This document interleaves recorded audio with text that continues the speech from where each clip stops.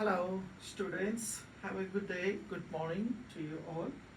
So, I'm Dr. Denis Kumar Singh, and I love teaching. For last 28 years, I have been teaching, and before I have taught here in international school. I'm from India, Dr. Denis Kumar Singh. So today I'm going to teach you chemistry, and the topic is acids, bases, and salts. Okay, so let me first tell you about acids, bases, and salts. I think you may be knowing about acids. Have you ever seen lemon? And you must have tasted it, you must have used it, right? SOUR, souring test. So that is acid, okay? And you must have enjoyed sugar, right?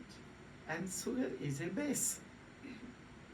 And salt, when you combine together acid and base, and then it forms salt. Acid plus base is a salt.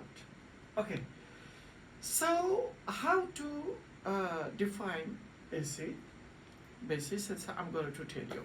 First of all, you should know about the characteristics of acids, bases, and salts, and how we test it, how we can check it, whether it's an acid or base or salt, right?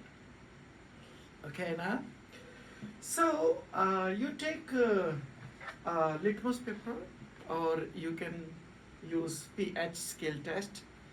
First of all, I would like to tell you what is pH. So pH is defined as negative logarithm of hydrogen ion concentration. So if pH is, that is negative logarithm of hydrogen ion concentration. So if pH is less than 7, not down, not it down. If pH is less than 7, it is acid. Okay? And if pH is more than 7, it is base. Okay? And if suppose you want to have a salt, you combine acid and base and it becomes salt. Okay, so now I'm going to tell you little about this.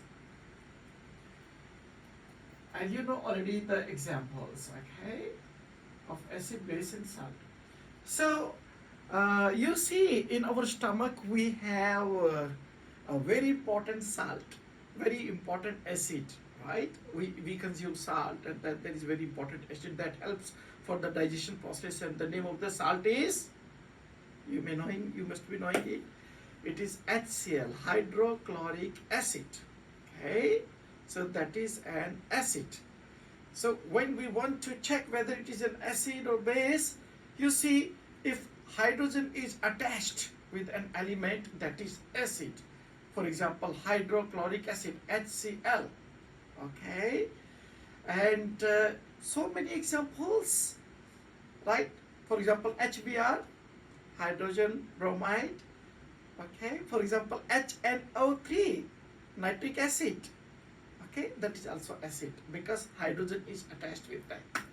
And then if suppose you want to check about the base, so what you do, you have to check OH, that is hydroxyl compound.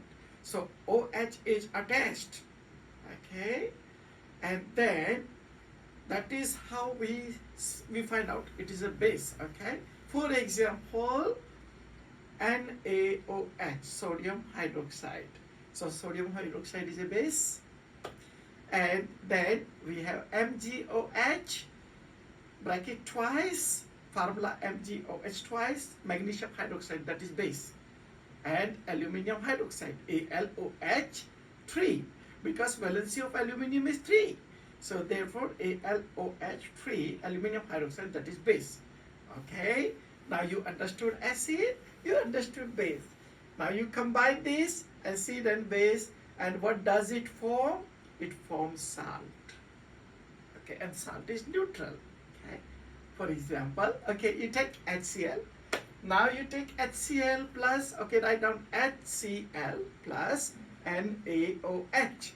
So hydrochloric acid plus sodium hydroxide. So when you combine this, then what happens? Here the ions and the cations, okay?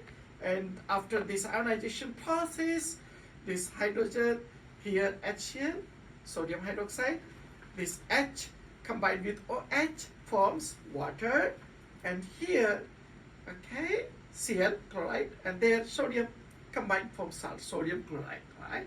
So acid plus base forms salt. Hydrochloric acid plus sodium hydroxide equal to NaCl salt plus water. So whenever we combine acid with base, it forms salt and water. You got it? You got it. Okay. Now, should I get the feedback? Okay. Tell me, how will you define acid? Negative logarithm of hydrogen concentration, ion concentration. If it less than 7, it is acid. Okay. And if it is more than 7, it is base. Okay. And if it is 7, neutral. Got it? And how to determine whether it is an acid or base based on the salt. So if hydrogen is connected, attached, okay, for example, hydrochloric acid, right, that is acid. And if OH is attached, for example, sodium hydroxide, magnesium hydroxide, aluminum hydroxide is base. And when you combine acid and base, what do we obtain? We obtain salt. Is that okay? Did you get it? Okay. Thank you so much. Now I would like to proceed further. And then here you see, so suppose we use litmus paper, because we here litmus paper, and we use litmus paper to find out whether it is acid or base. So just take a litmus paper. Okay, can you read it? So litmus solution, litmus paper, you take it, and then you use it. So here, if you see that there is a change in it turns from blue to red, or it turns from red to blue. Got it? And then based on this changing of the pigmentations or color, we easily find out it is acid or base. Okay, is that okay? Okay, have you ever seen litmus paper? And how do we obtain this litmus?